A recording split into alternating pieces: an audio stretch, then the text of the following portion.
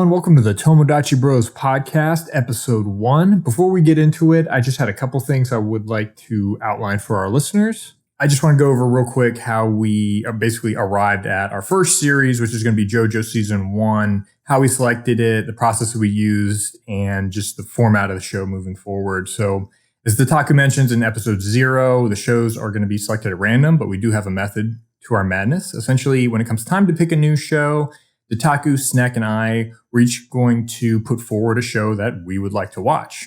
This can be a new show, an old show, something we've seen before, something that just looks interesting to us. It doesn't matter. Then on top of that, there's going to be a fourth option. The fourth option is going to be the random option. So with this, we're basically going to throw all our choices into a hat, and we're going to roll some dice or use a random number generator, and then we will decide the winner. So we've already done this process beforehand. That's how we arrived at JoJo season 1 for our episode 1 here. And I believe this was Mr. Snack's choice. So he won this round. You won this round. But for future, yes, you've won this round. Always do. But for future episodes moving forward, we will do this process on the show. And that way, you guys know what we're going to be watching next for those playing the home game. Anyway, without further ado, I'm going to hand it over to Mr. Taku, who will give us our JoJo synopsis. Well, you see, JoJo's Bizarre Adventure is actually an interesting case. The series is actually a meta-series whereupon it covers 8 different stories, each of them involving the Joestar family, a heroic family that starts originally in Great Britain but moves across the world in various different ways, and just seems to keep getting into supernatural shenanigans. However, being as heroic and resourceful as they are, they will always fight for both the goodness and betterment of both themselves, their friends, and the human race in general. So, that being said, though, we're going to talk about Part 1, Phantom Blood, and the first bit of Part 2, Battle Tendency, which I believe is actually Mr. Snack's favorite part. Isn't that right, Mr. Snack? Yep. The first 2 parts really, I think, are just one great cohesive story, even separately or together. They are amazing. I love their leading men. Just love everything about them. So for this episode, we're covering episodes 1 through 13. So those playing the home game. And then the following episode, our part 2, we're going to be moving forward. We're going to be splitting seasons in half. For those of you who want specifics, what he's referring to is we're going to be watching 13 episode chunks. So a single season, if we're talking about anime seasons. Yes.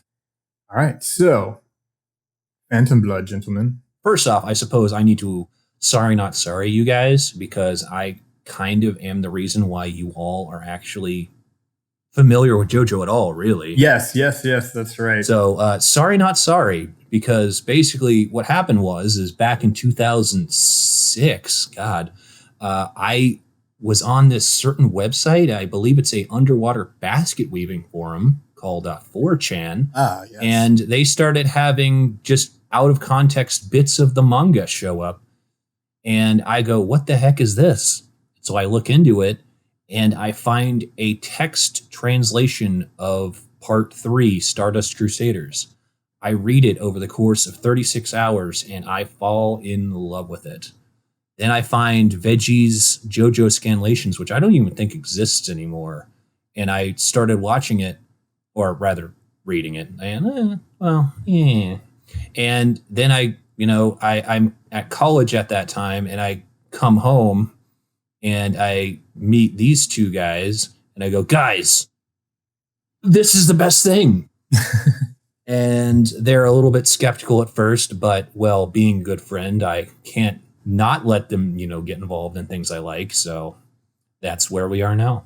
As we were in high school. We were in high school. Taku was preparing to go off for college, I believe. Okay, that's right. I remember the first thing I actually saw of JoJo was actually a fight fairly early in Part 3. And that was pretty much all it took to sell me on it. And now, as a quick aside to all listeners, you don't need scanned translations anymore. JoJo's Part 1 through 3 are available in complete translated official release form through Viz Media. You can find them everywhere now. They are really high-quality hardback release that comprises several manga volumes together. And they are starting on JoJo Part 4 now. Please support the official release. Yes, please do. You cannot imagine how many hands and arms I would have given for something like this about 10 years ago. It wouldn't have been my hands and arms, but it would have been somebody's hands and arms. Yeah, I mean, man, it's been really interesting actually doing this and going back through the series and everything, because I personally have nothing but like nostalgic feelings about JoJo. I mean, even when I found out they were doing the anime, my first thought was, oh, JoJo. Oh, yeah, I remember that from high school. Also, I know the manga's been around in Japan for like 25 years. It started in 1986, I want to say. Right.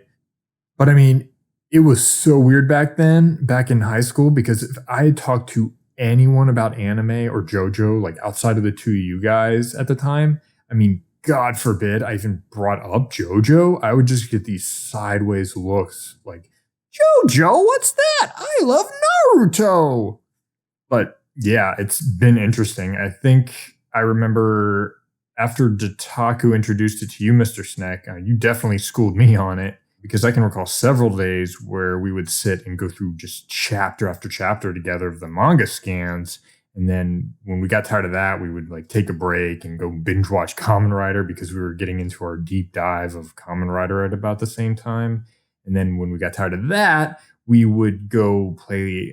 It was like the JoJo PlayStation game at the time. Yep. Yes, Heritage to the Future. Yep, which was released on the PS1 and the Dreamcast. And even though I owned both, I had the PS1 version. Yeah, man, I remember so many hours playing that game, trying to get the and the Dio, doing this Dio steamroller combo and everything like that. For people who may have been lurking on the internet for a long, long time, on Albino Black Sheep and several other Flash animation websites, there was a compilation of JoJo sound bites, because there were actually JoJo games going into the PS2, both for Part 1 and Part 5, and obviously the Part 3 game, Heritage to the Future, where Stickman would act out the different stand punch flurries. And we actually saw those out of context before we ever saw JoJo. And when we actually realized that's where these sound bites had come from, it was kind of an, oh, wait, that's where that comes from kind of thing. Yes. And I mean, just so people are clear, we are by no means fighting game aficionados, but we played these games to such a high degree and we knew the characters so inside and out. We actually basically made our own tier lists and even had banned characters. And basically it got to the point where it's like, if someone was to play as Dio or Jotaro and you didn't have a comparable character, you were officially that guy and you'd probably get punched. So yeah, it was. That is true facts, especially when each of us started clicking into our own best characters. Similar rules had to be installed. It is a non-stop spoiler onslaught going forward. Abandon all pretenses, ye who enter here. Okay, so JoJo Part 1 Phantom Blood. We are introduced to our first JoJo, Mr. Jonathan Joestar, his father George Joestar. Our villain for the hour. Yes, our villain for every hour. Our villain for every hour except the second one, yes. Funny enough.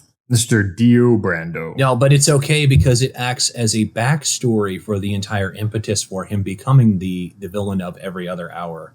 So it's okay. That's true. That is true facts. That is true. And also, it's the closest thing we ever get to a kind of a scientific explanation as to how vampirism actually works. Because is it supernatural? Is there actually a mystic element to it? Kind of, sort of, yes, but kind of, sort of, no. Because, I mean, ultimately, what Cars is doing is basically just very basic science. Even if it basically is flat out magic. How his technology works. Any sufficiently advanced technology is comparable to magic. Although I have to, it's at the same time, though, there are just certain supernatural elements that are just kind of okay, Like, for instance, the fact that they mention that Tarkus and Bruford both can do just flat out superhuman things. Like Bruford, is he the one with the hair? Yes. No, it's yes. It was Bruford. Yeah, he just has hair manipulation. Just hair manipulation.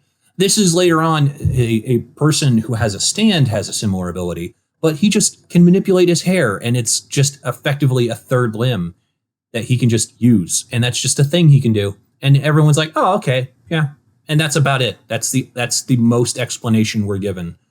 And to say nothing of Tarukas, who is just this dump truck of a human being, who is just so almightily powerful. It's Tarkus. It's based off of a rock song by. Yes, I've watched the dub. For everyone who knows, anyone who's listening, I'm the guy who listens to the dubs 9 times out of 10. If sub is all I got, I will happily do that. I have nothing against reading subtitles. I love to read.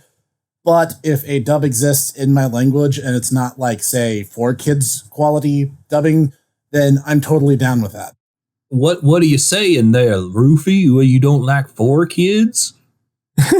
What are you talking about? The 4Kids One Piece dub is the only way to enjoy One Piece. I think we lost a few subscribers there. You may quote me on. You may quote me on that. My name is the Hipster Snack. I am on YouTube.com. Please come and flame my channel. I welcome any attention because my great granduncle was actually a peacock. Wow, I think that's like a backward step for evolution, but okay. Don't ask me how that works. More to the point, the world already, we get established pretty early on that this is supposed to be pre-World War I England, as pre-World War I England essentially was. Now, what begins twisting things is all the weird supernatural stuff happens in the shadows outside of polite society's concern. And it all starts with a stone mask taken out of temples in Mexico. This stone mask ends up causing literal generations of misery for the Joestar family, not the least of which is it's on the carriage that we see in the very first few minutes of the show as a carriage comes careening off a hillside due to a landslide, which ultimately kills the mother of our main character, the plot-armored, gigantic colossus of a human being, Jonathan Joestar, who may as well be Jesus of Nazareth because he is just the nicest guy you will ever meet. But if you wrong his friends, he will pummel you until you don't have any blood left to bleed. He will kick you in the He, in fact, has actually kicked people in the multiple times. Am I allowed to say that? You know what? I'm going to say it anyway. I mean, it's true. It's true, so I guess it's fine.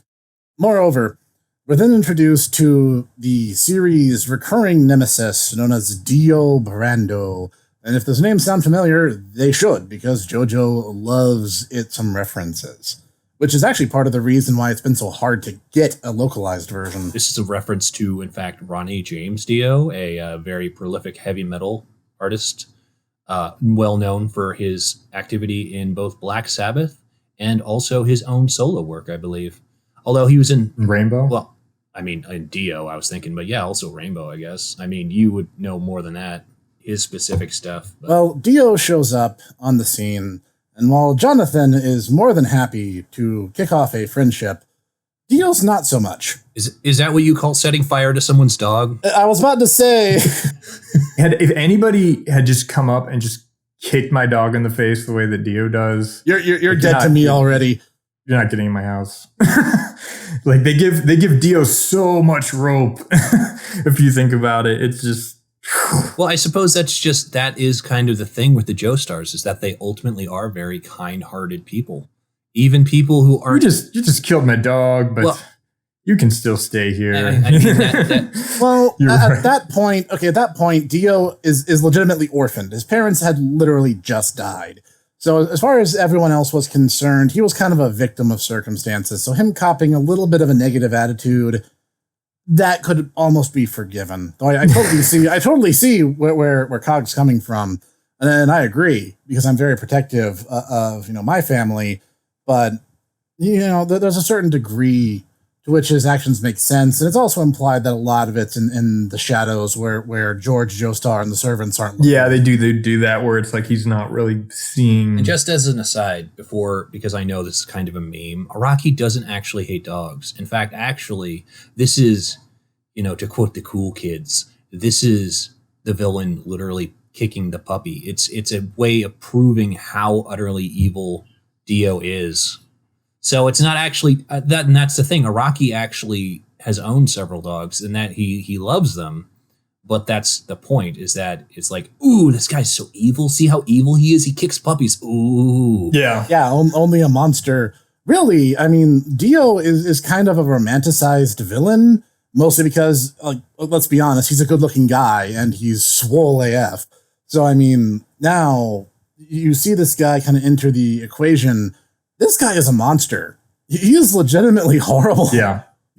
He's a horrible. And the thing, being. Honestly, while we're still on, well, not that he's even a human very long, but I mean, still, the thing, honestly, that I kind of noticed rewatching the series that I didn't notice before was the fact that in part 1, Dio is drawn a very particular way, but the way he's drawn in the anime is actually more reminiscent and closer to the way he's drawn in part 3. His hair is parted in a much different way than the way he's drawn in Phantom Blood.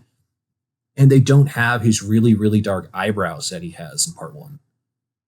Which I think it makes sense. I mean, it's to have consistency from the way he is in part 1, and spoilers, he appears in part 3. But it's like, oh yeah, that's kind of interesting. I understand where they're coming from with that. It ultimately doesn't really change anything, but it's interesting. The overall art design is very much on model with the manga. Really, David Productions has done a killer job doing what is essentially a shot-for-shot remake of the manga.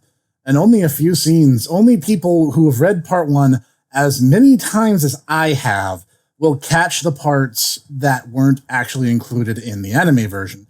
Did you guys forget about the also memorable scene where Jonathan briefly plays with a frog and Irina screams at him because she thinks it's gross and he just kind of like casually tosses it away and makes a face? Yeah, me neither. I was about to say the things, honestly, I was kind of noticed were gone wasn't so much those little scenes. It was the fact that a lot of the gore is censored. Like, for instance, I mean, probably the most memorable part of part 1 for me is the bit where Dio's got the woman and with her baby. Oh yeah, and she's bargaining for the she babies. Like eats the baby. She like makes her into a vampire. No, hold on. You're not going to steal my thunder on this one, guy. So yeah, so she's got the baby and is please don't. You can do anything to me, but please don't hurt my baby. He's like, okay. So he makes her into a zombie, and then it's like, all right, like I said.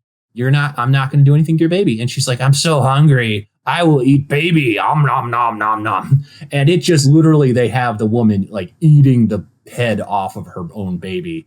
And yeah, it's pretty brutal. Shonen Jump was a little more lenient on violence back in the 80s. Yeah, you think? You think when they had Fist and North Star, you think? That was also a gripe of mine going back through part 1 because the manga is just so violent. Throughout JoJo, people get seriously maimed in some wild ways. And it's kind of these like escalating moments of disappointment where you first have this experience that's like, oh, that wasn't quite as satisfying as it was in the manga. And then it kind of just keeps happening as you go through. Doobie, for example, you don't even I mean get to see him be eaten by his own snakes. Yeah, but I mean, another thing you have to bear in mind is again, those standards are different. This was Sunday morning television programming in Japan, so they couldn't really accurately portray the scene where Dio transforms into a vampire and casually pops a dude's skull cap off using his first two fingers. So some compromises had to be made. I actually, they did kind of show that at first. I was actually kind of impressed that they did start to show him kind of stab the dude through the back of the head. I'm like, oh man, they actually are doing this. And then, it turns away. They also do this like weird, for example, when they go to face Dio and cut him in half, it's all like glowing colors and things. So I guess it doesn't look too gory. Oh yeah, just the guts are just kind of red glowy bits. Yeah. Yeah, like they don't really texture it.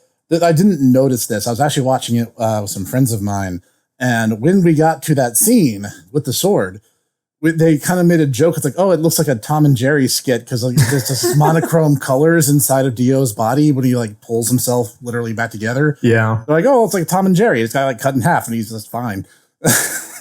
A little bit of texturing. There's a lack of texturing. It looks smooth. I will say I love the intros and I love the outros to the show. Like the way they did the blending with the manga and the animation. I never feel like I need to skip, a lot of the JoJo intros, and it's got one of the best outros probably of Eddie. I mean, it's Yes, right? So let's talk about that theme song for a second, Fate of the Blood. Because, oh my God, that is like seriously one of my favorite anime songs. Oh boy, here we go. Next going to be fanboying now. It's an amazing song. It captures everything that is JoJo, as far as I'm concerned. The fact that it literally shows all of the JoJos up to that point. I think it shows up to Johnny because JoJolian wasn't actually a thing when they started.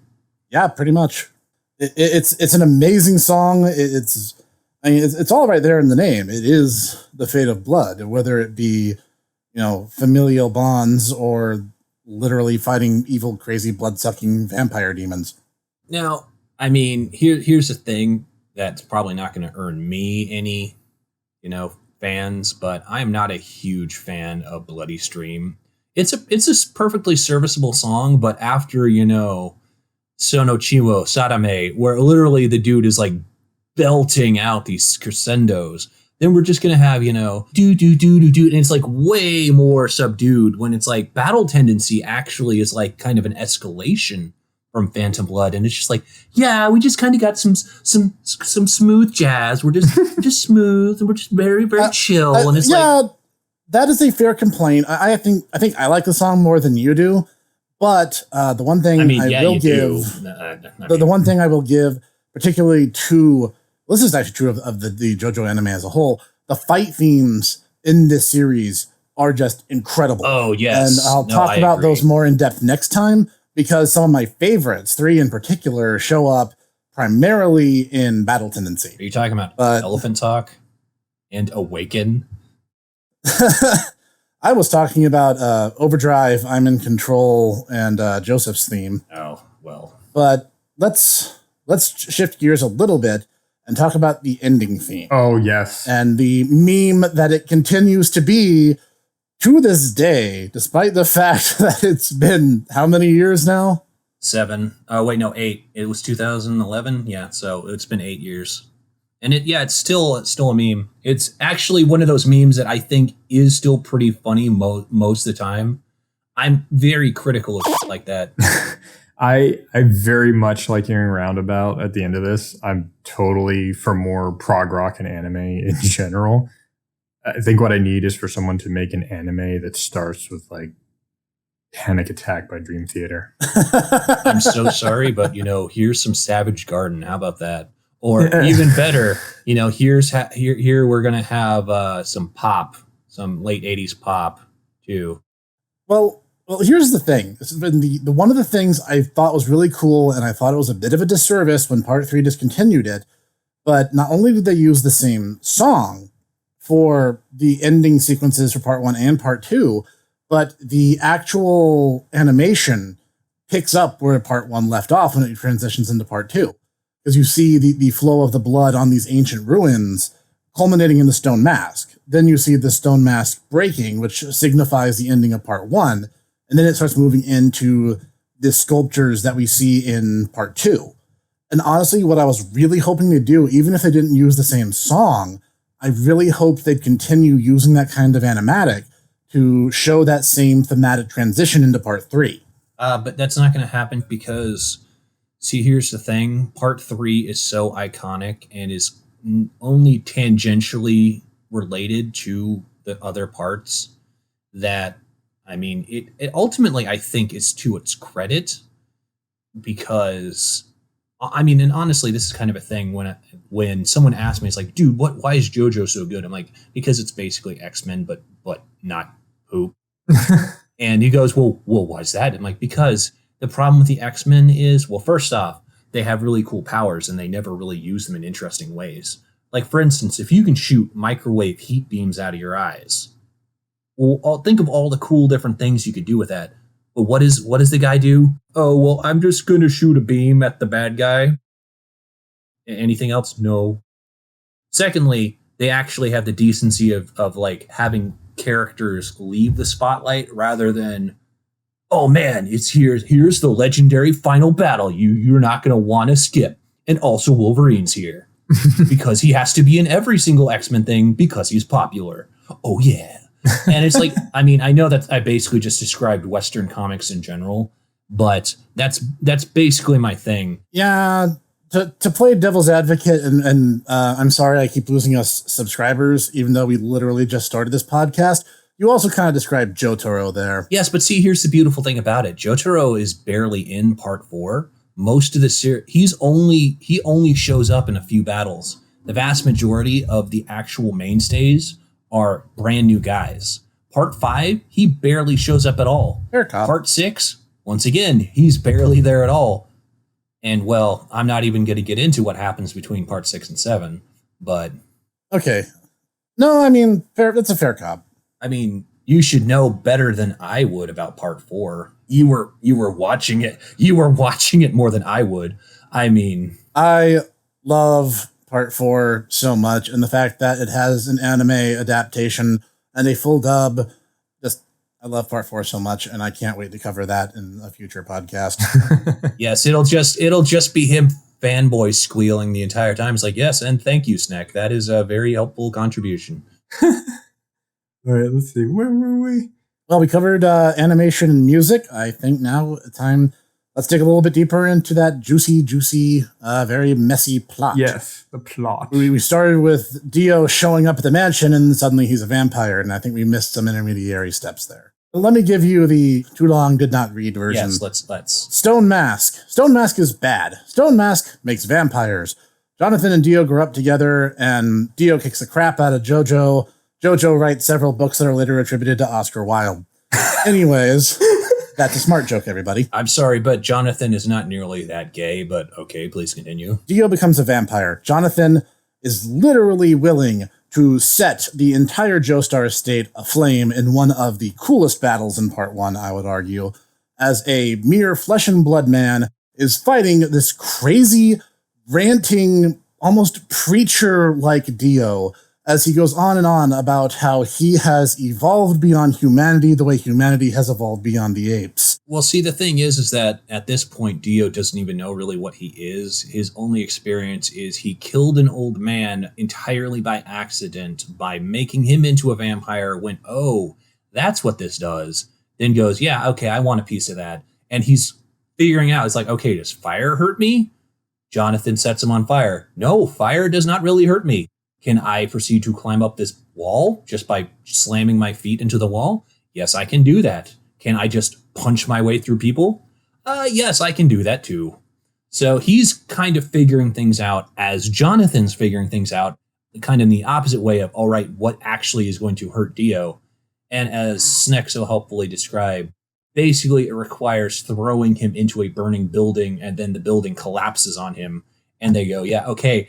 Yeah, that's a great scene. Oh, yeah, that should work. That should work. Where they're falling down the shaft and Dio lands on the goddess statue. Oh, God, that gives me goosebumps. But that also brings to probably my favorite character, William A. Zeppeli, or Hey Baby, the character. Zeppeli is probably the MVP of part 1 for me. He's really probably one of my favorite characters of part 1. Of course, he's only in part 1. I know there's the Speedwagon Patrol, and Speedwagon is pretty great, but I mean, he doesn't have gratuitous English, so I mean that's a point in. Yeah, but look at that kitten-like face, and tell me that he's anything but adorbs.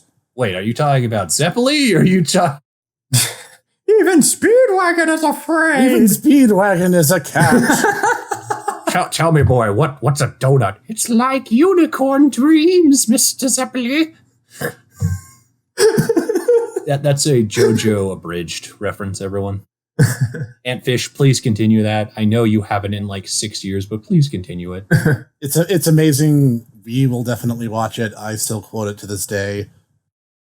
As a quick aside, I went to work one day and I didn't realize I left YouTube autoplay on. I get back and turn my speakers on, and it's on in the middle of a JoJo Abridged episode. So as soon as I turn my speakers on, I hear Antfish doing the voice of a young Jonathan Joestar screaming, "Nothing can diminish the Joestar sex drive." And I'm just like, whoa. It's not the first time or the last time that you've had wacky adventures with YouTube there. Lest we go into the 10-hour B movie Sono Chiwo Sadame thing. That was amazing. And now I kind of feel like I have to clarify. Imagine Sono Chiwo Sadame, but every time they say JoJo, it's the entire recitation of the B movie script. And I sat through it. It's over 10 hours long. Oh, wow. And I sat through it because I wasn't going to let Sneck beat me. I am a very stubborn person. Any hoodle.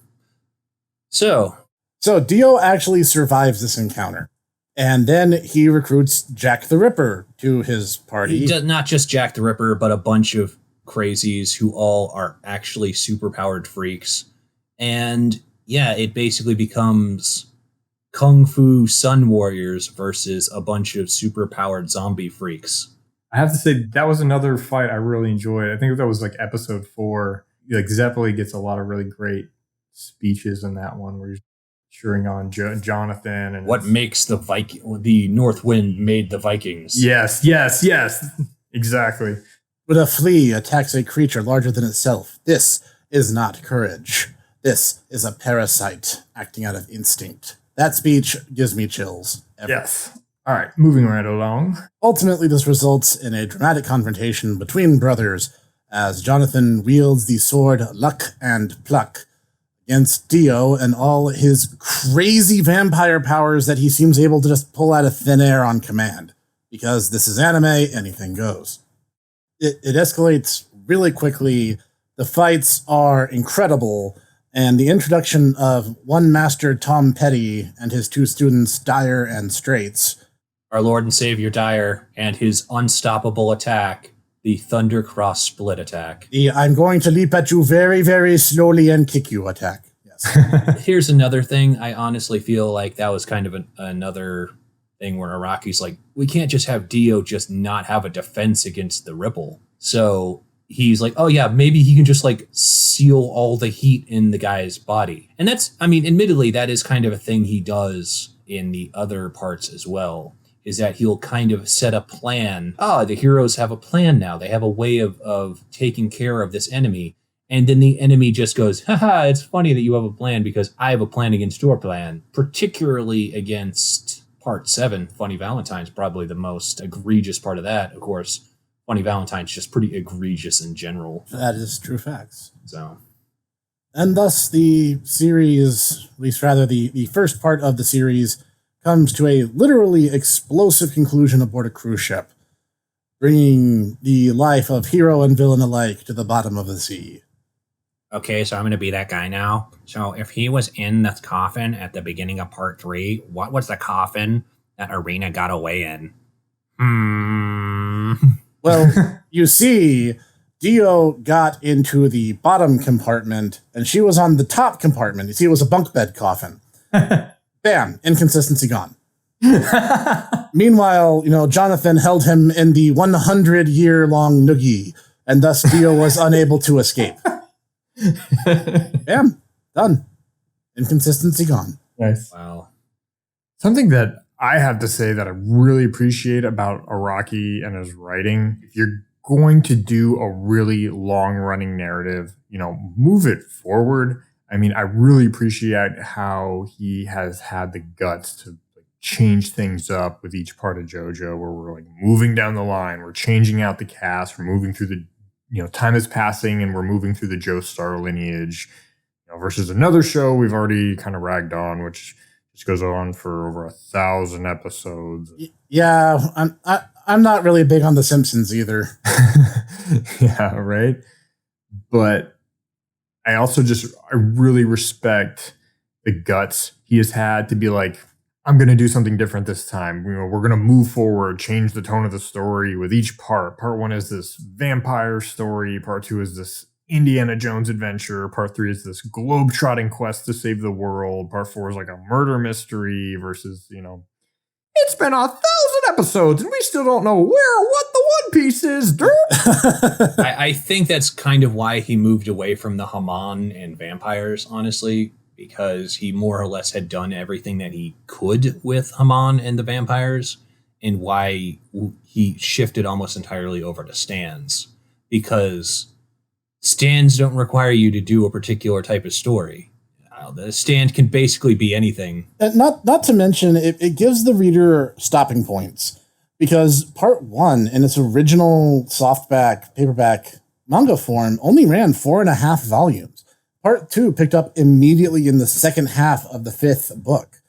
So you get this way to pace the story where, yeah, you could read JoJo front to back as one long, never-ending story, or you can read it as 8 smaller stories that share continuity and elements. Honestly, I think that's the way you should treat it, is that it's basically like a big shared universe. The rules of the universe are the same, and so if you are familiar with the universe, you can easily just kind of jump into it. But by and large, the vast majority of characters, once that their part is done, they're good. There's not really a whole lot else that they're going to be doing.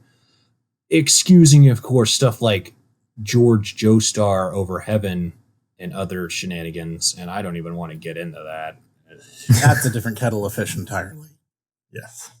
So let's get into overall thoughts. As I said before, honestly, my opinion, my estimation of the first bit of JoJo has risen.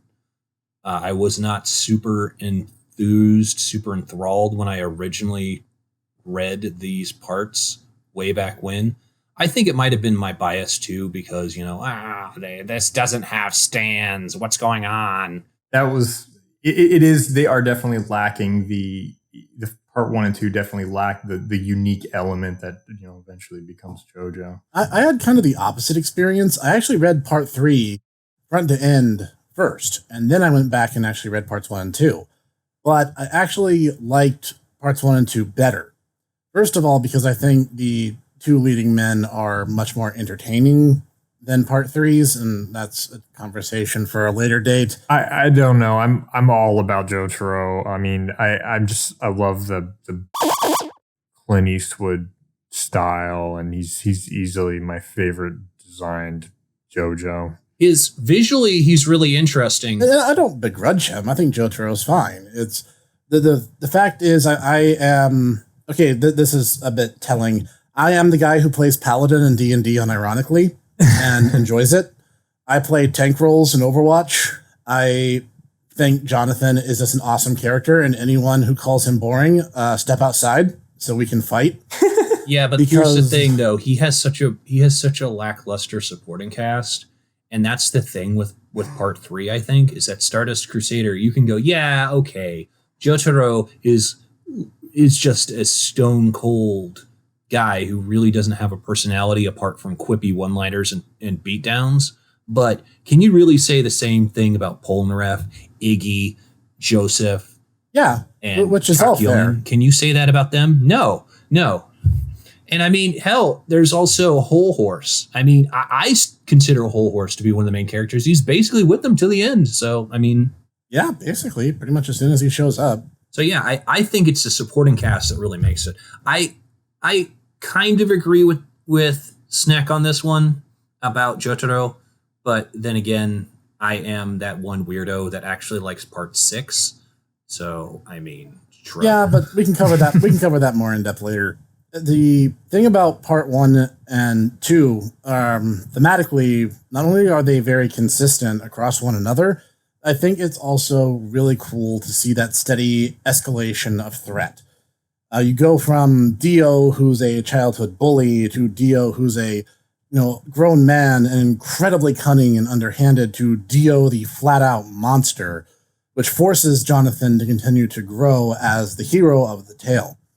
And again, he kind of has like a messianic vibe, and Araki talks about that a bit in his book. Dutaku has a copy of it, actually. I've been meaning to sit down and read it myself. It's sitting in a bookshelf Yeah. about 10 feet away from where I am. Manga in theory and practice, yes. It's really good. He actually specifically has a point where he flat out just goes, and it's called, "This is the reason why I killed Jonathan." And it goes into his reasoning, and it basically is, Jonathan had to die so that then the rest of his descendants could have a happy life. And once again, kind of what Cog was talking about earlier, it was a gamble on his part, but it's a gamble that his editor liked, and it was a gamble also that his readers liked, because he was actually really afraid when part 2 was about to happen. He says, "Oh man, I just changed my protagonist. I changed the feel of my story. How is this going to affect my readers?" And then just no one seemed to be bothered by it. Everyone really took to Joseph because he's a really interesting, likable character. Yeah, So. and the entire story pacing for part 1 is very brisk. There's almost no wasted time. You figure out who everyone is, what their deal is, and they roll with it. And you see that growth in the characters. And while I do wish, I think Dutaku raised a very fair point. Part 1 has a bit of a lackluster cast, and Tom Petty and Iron Straits show up a bit too late to be really impactful on part 1, especially as, there are a few deaths in the party before it's all said and done. But at the same time, reading through part 1 is always fun. Watching part 1 was great fun, and the voice cast was really giving it their all, dub and sub alike. I absolutely loved these episodes. I have nary a major complaint to list among them. I enjoy part 1. I think I'm kind of with Dutaku. When I think way back when I first went through parts 1 and 2, I did find them kind of, I felt they were kind of slow and they were a bit hard to get through. But revisiting them again, I do have a lot more appreciation for them. I mean, Jonathan isn't my favorite JoJo, but I think the main elements of part 1 that really pull me through the whole thing is just how immense and epic of a villain the Dio is, and just the wonderful, very charismatic, honorable mentor, Mr. Zeppeli. It is kind of interesting to go back and see, for instance, the way JoJo is now, and go. It's kind of like Superman. You see Superman now, and he's like a completely different character than he was in the Golden Age. And it's kind of the same thing, but the difference between Superman and, for instance, JoJo is the fact that with JoJo, it's just one guy doing the entire story. And this just is kind of the evolution simultaneously of his artwork, his storytelling, and also kind of the manga industry, which is a thing, honestly, that is not really talked about much, is the fact that JoJo isn't just super influential. The manga industry influences JoJo a lot. And I wish more people would kind of notice that, because there's a lot of unfortunate people who don't know that. And I mean, don't get me wrong, Araki is an insanely imaginative guy. I wish I had the creativity of him. But I mean, he's human too. I mean, memes aside, and he's influenced and inspired by things just the same as other people. But I'm going to go into that in our off hours segment more. So, favorite character. We got to do this. Favorite character of part 1? Yeah, these things. We got to do it. My favorite character in part 1 is Mr. Zeppeli. He's just this very inspiring speaker, and I love a lot of those scenes when he's just cheering on and inspiring Jonathan to overcome his next challenge, and I'm just a big sucker for that stuff. All right, how about you, Snick? I would say Jonathan himself. He is the noble hero. He's one of the most underappreciated hero types. He grows through the pain, takes that pain and fear, harnesses it to become this sheer brick wall of a human being. And actually what makes this really cool is in JoJo Eyes Over Heaven, several of his descendants comment on, this guy doesn't have a stand, but he could probably beat me in a one-on-one fight, because he is just that bloody-minded determined at all times. And that's just incredibly cool. I want to be this guy. He's just incredible. You're going to have to hit the gym then. But I mean, Yeah, you're about seriously. as tall as he is. You just need to hit the gym, dude. That is true. Well, you see, the tell a family secret. My grandfather was an anaconda. I see. Mr. Ditaku, your favorite character, sir? Well, all right. My favorite, well, to be perfectly honest, the one I found myself enjoying most, I've always kind of been in the Zeppeli camp on this one. But the one, honestly, I found myself liking more was Joseph, actually. Jonathan, I've always enjoyed, but he's just, I haven't really lost any respect or anything for him. I understand, what his purpose is and everything. I mean, I, for one, enjoy a good hero. I'm not nearly as enamored with him as Sneck is, but, that's because I'm kind of an edgy boy. But honestly, I found myself enjoying Joseph a lot more and all of his wacky shenanigans. I suppose it's because I'm not actually getting punched in the face and, having this point where he's just going, Caesar! at me. That's a Heritage to the Future reference, everybody. Spoiler alert, my best character was old and young Joseph in that Young Joseph, and it was really infuriating to have a person with an infinite bullet gun get stopped by a cheeky teenager with a bunch of crackers. So we'll go more into that later on. it makes sense in reference. All right, so after episode 9, we move into the second part of the JoJo story, Battle Tendency, which I think we're actually going to go ahead and save for the next episode. Sounds good. Well, gentlemen, it's been a pleasure as always.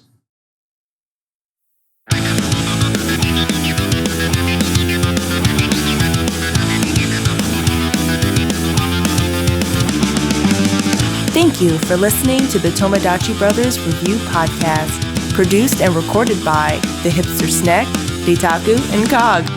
Sound design and editing by executive producer Sean Taylor Brown with Cog Sound Engineering.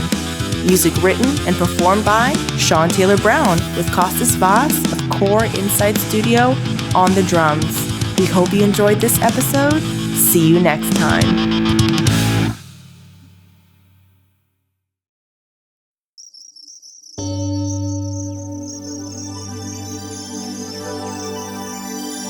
Welcome to the Tomodachi Brothers Review Podcast, After Dark.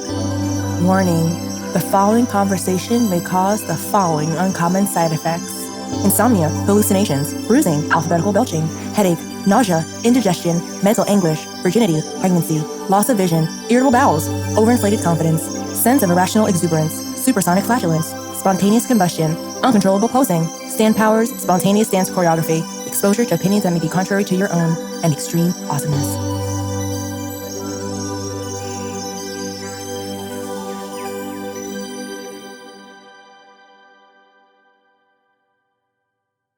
All right. Excellent.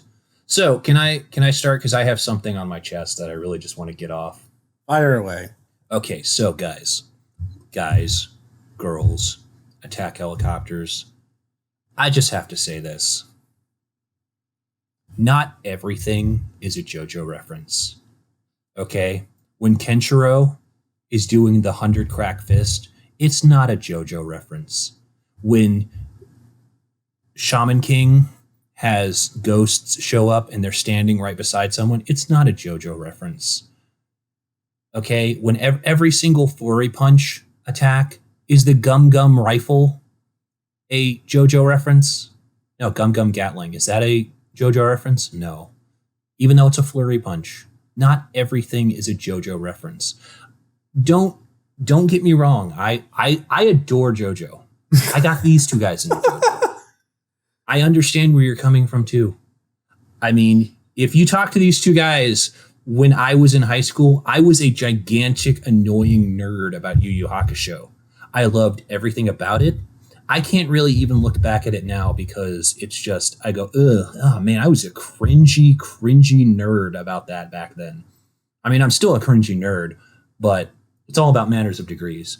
Guys, you need to expand your horizons. The entire reason why JoJo is the way it was is because of the popularity of Fist of the North Star. Fist of the North Star was huge. And honestly, And part 1 basically is a retelling of Kenshiro versus Sheen, the first bit of Fist of the North Star. Yeah, it is very Fist of the North Star. Amon is basically Hokuto Shinken. Vampire. It's vampire killing Fist of the North Star. Yeah. I mean, that's not an indictment against it, guys. Far from it. I'm just saying, JoJo is as much a product of its own time that it was being written as it kind of defined the industry. And it does a lot. It did a lot to influence the industry. Don't get me wrong.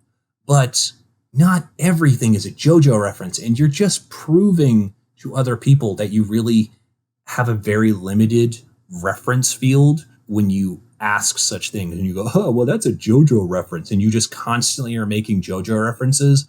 I can't go into Hard Rock, look up Hard Rock on streaming sites without just seeing the comments going, oh, Poochie sends his regards. I'm like, ugh.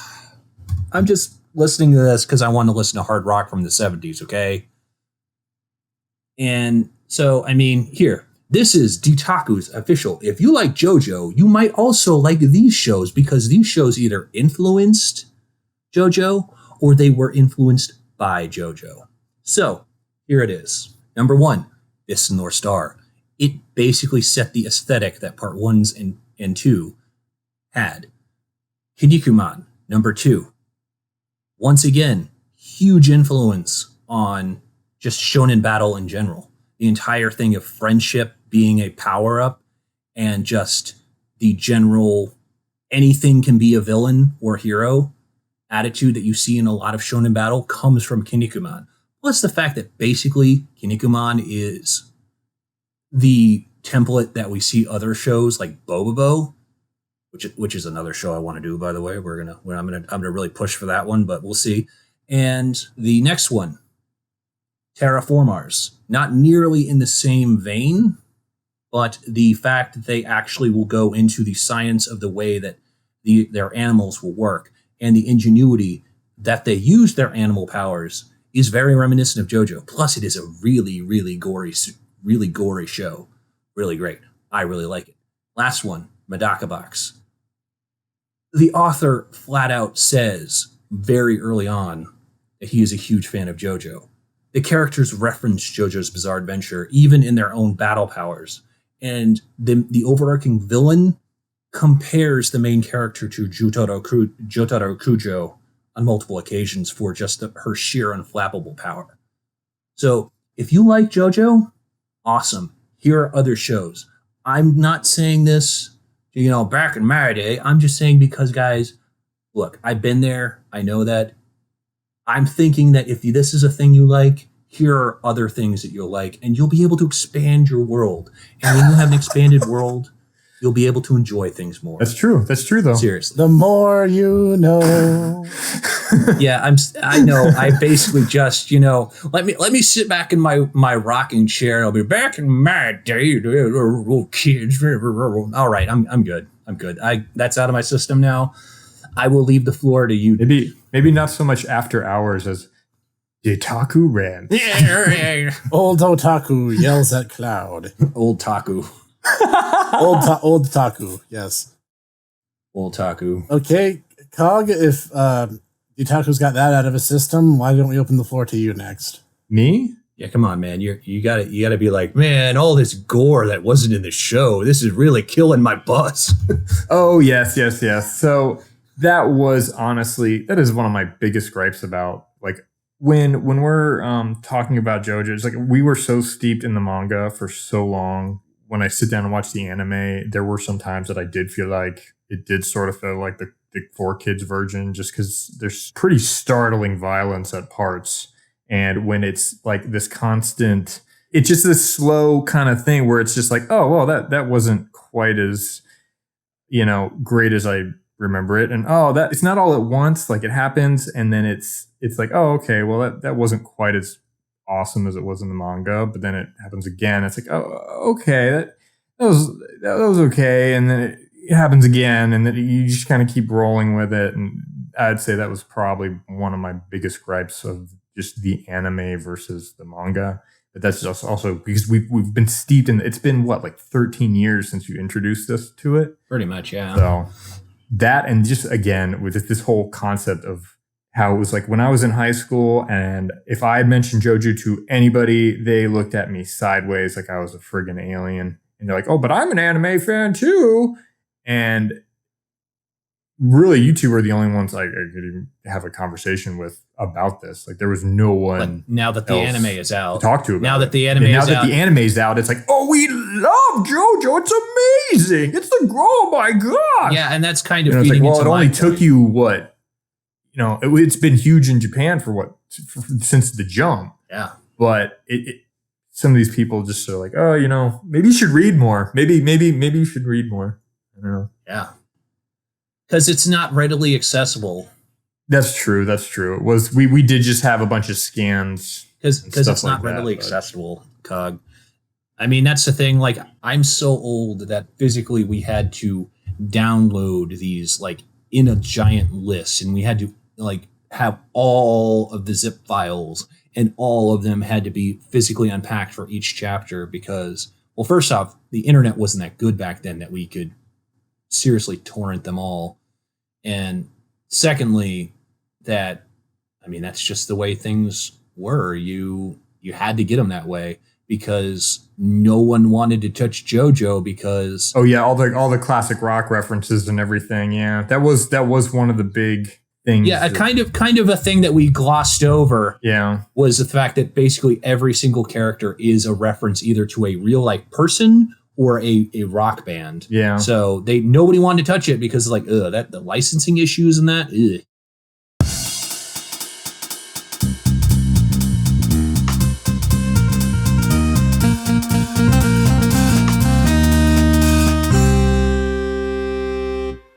Hey everyone, thanks for listening to the Tomodachi Bros Anime Podcast. I'm one of the co-founders and co-hosts of the podcast, The Hipster Snack. If you want more content from me, I have my own YouTube channel, The Hipster Snack. Links will be available everywhere I can spam it up until I get a custom one, but all in due time. I do weekly game reviews, and in the future, probably more than that. Look forward to it, and I'll see you there and on Twitter at Hipster Snack. See ya!